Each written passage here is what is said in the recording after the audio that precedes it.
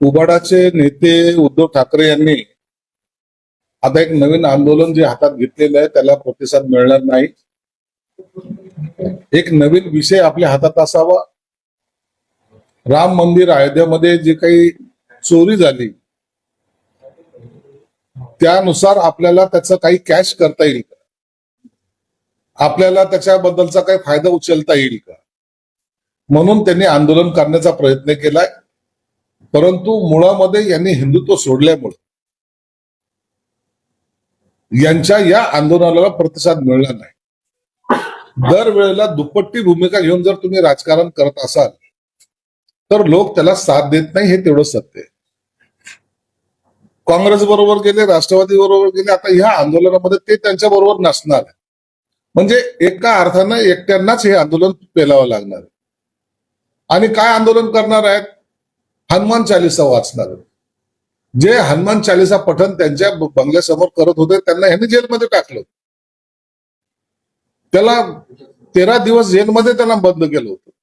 आणि आज ह्यांच्यावर ही वेळ आलेली की आता हे गल्लोगल्ली जाऊन हनुमान चालिसा वाचणार.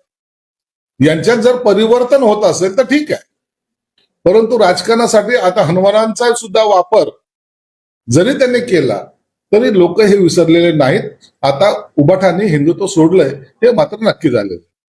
राज ठाकरे यांनी मुख्यमंत्र्यांना एक पत्र लिहिलं आहे. त्या पत्रात असं म्हणाले की केंद्रातील भाजप नेत्यांना सत्तेचा माज आला आहे.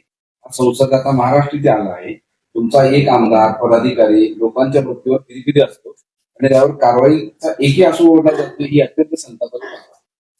नाही, काल जो काही साठमच्या बद्दलचं जे काही आपली चित्रफित आली त्याच्यामध्ये तो नेमका काय बोलला आणखी परिपूर्ण पाहायला मिळत नाही. परंतु जर असा एखादी दुर्घटना घडली तर त्यावर अशा प्रकारचं हसणं किंवा त्याच्यावर कॉमेंट्स करणं हे योग्य नाही, हे प्रत्येकाला त्याची जाणीव आहे.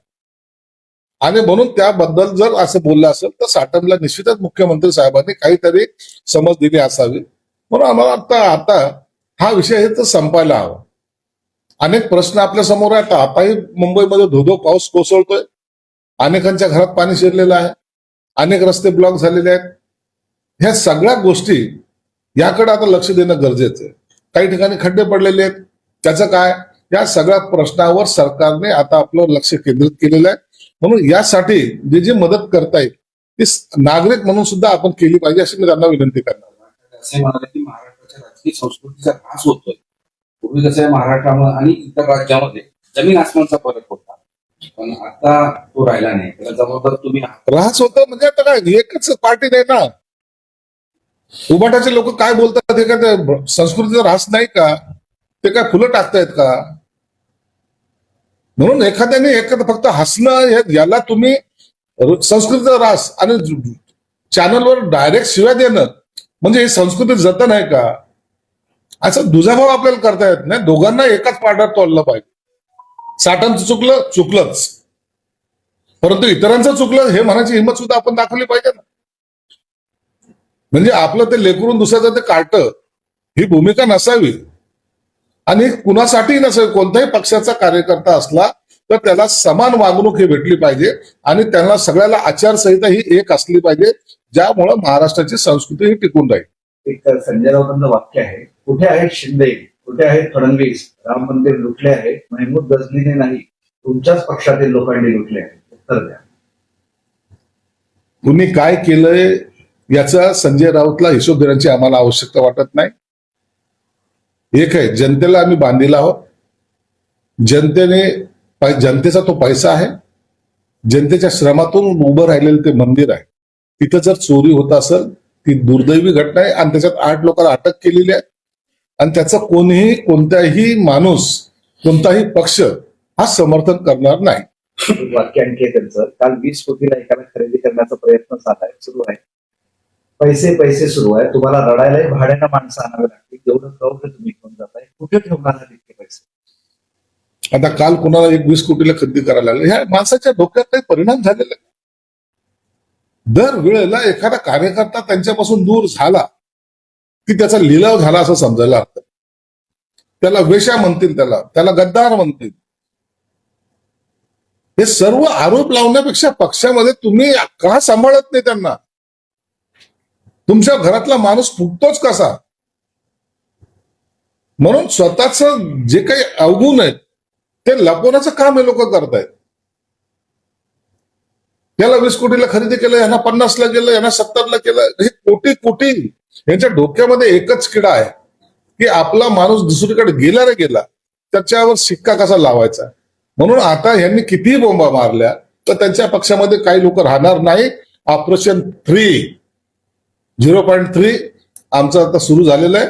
आता तुम्हाला काही दिवसांत याचे परिणाम सुद्धा पाहायला मिळतील. हे ऑपरेशन मध्ये कोण कोण काय काय असेल ऑपरेशन 3 मध्ये? आता हे सगळं त्याचं डिटेल त्याचा तुम्हाला देत नाही. ऑपरेशन हे ऑपरेशन असतं. थोडंसं एकदा आम्ही सगळं त्याचा सॅम्पल चेक सगळं चेक करतोय. नंतर याचा ऑपरेशन बद्दल तुम्हाला माहिती मिळेल. असंच भूकंप होणार? महाभूकंप होणार. तर पण हे टार्गेट किती महिन्याचं आहे की ऑपरेशन 3 याचं टार्गेट? त्याचा ते सर्व एकनाथ शिंदे साहेब ठरवत असतात. कधी त्याचा भूकंप करायचा, कधी त्याचा बॉम्बस्फोट करायचा, कधी त्याचं ऑपरेशन करायचं. किती लोकांचं करायचं? ते शिंदे साहेबांकडे आकडा असतो. राम मंदिर ट्रस्ट पूर्णपणे बरखास्त करा संजय राऊत. संजय राऊत देशाचं चिंता करतो. संजय राऊतांना तर जगाची चिंता केली पाहिजे. इतका महान नेता आहे हा. राम मंदिर आणि महाराष्ट्रामध्ये कोणतं उबाटामध्ये कोणतं संजय राऊत? देशात कोणीच उरलेलं नाहीये. फक्त हाच एक माणूस उरलेला आहे ज्याला राम मंदिराची चिंता आहे. म्हणून बकवास करायला सुद्धा टाइम टेबल पाळलं पाहिजे. जे काही सुरू आहे सगळं त्यावर देवेंद्र फडणवीस बोलत नाही.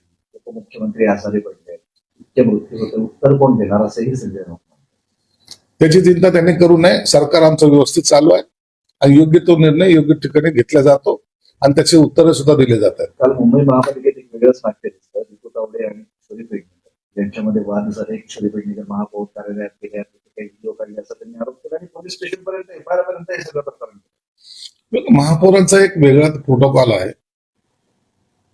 त्यांच्या कार्यपद्धती वेगळ्या आहेत. गटनेता किंवा विरोधी पक्षनेता ज्या पेडणेकर आहेत त्यांचा एक प्रोटोकॉल आहे.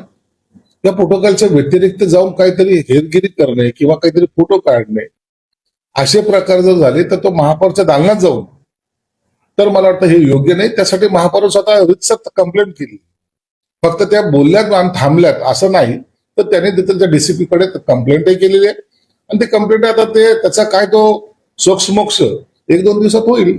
नुकतेच ते मिसिंग रोड बनलाय आणि तिथे त्याच्यावर आता खड्डे पडायला सुरू झाले पहिल्याच पावसात. पहिल्याच पावसामध्ये मिसिंग रोडवर खड्डे पडलेत. निश्चित त्याची दखल आता त्या खातं घेत असेल.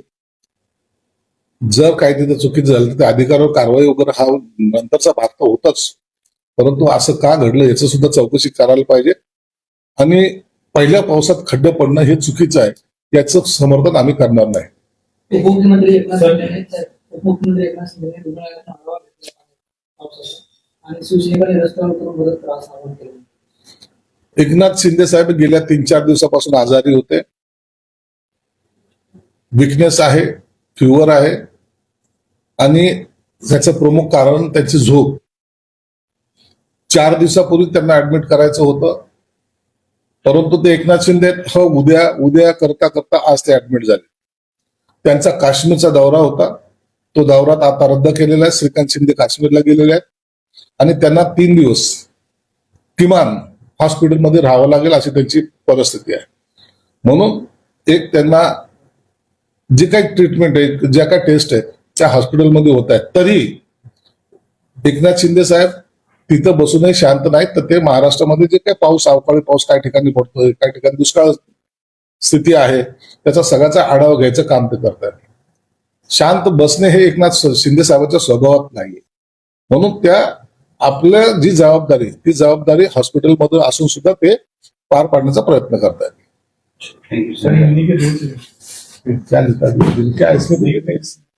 बयान 17 मंदिर के बयान